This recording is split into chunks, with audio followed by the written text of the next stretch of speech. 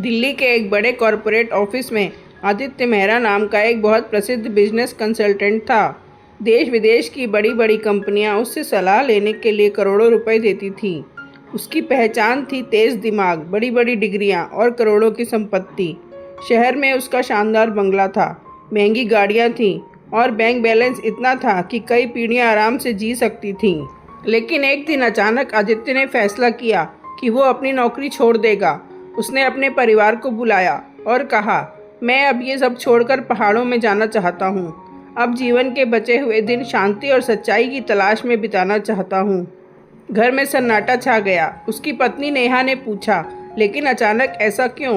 आदित्य बोला, मैंने बहुत पैसा कमाया, बहुत नाम कमाया, लेकिन मन की शांति नहीं मिली। अब मैं उसे खोजने जा रहा हूँ। उसने कहा, मैंने तुम्हारे और बच्चों के लिए इतना पैसा छोड़ दिया है कि तुम्हें कभी कोई कमी नहीं होगी। ये सुनकर उसका बेटा बहुत खुश हो गया। उसे लगा अब जिंदगी आराम से गुजरेगी। लेकिन उसकी बेटी आर्या, जो मनोविज्ञान की पढ़ाई कर रही थी, चुपचाप बैठी रही। फिर उसने धीरे से अपने पिता से पूछा, पापा एक सवाल पूछूं? आदित्य ने कहा, हाँ बेटा पूछो। आर्या बोली, क्या आपको इस पैसे से सच्ची खुशी मिली? आदित्य कुछ क्षण चुप रहा, फिर बोला, नहीं, शायद नहीं। आर्या फिर बोली, क्या इस पैसे से आपको वो शांति मिली जिसके लिए आप सब छोड़कर जा रहे हैं? आदित्य ने सिर झुका लिया। आर्या मुस्कुराई और बोली, तो फिर आप हमें वही चीज़ क्यों दे रहे हैं जिसने आपको संतोष नहीं दिया? अगर इससे सच्चा सुख नहीं मिलता तो हमें भी इसकी दौड़ में क्यों धकेल रहे हैं? ये सुनकर आदित्य पहली बार निरुत्तर हो गया।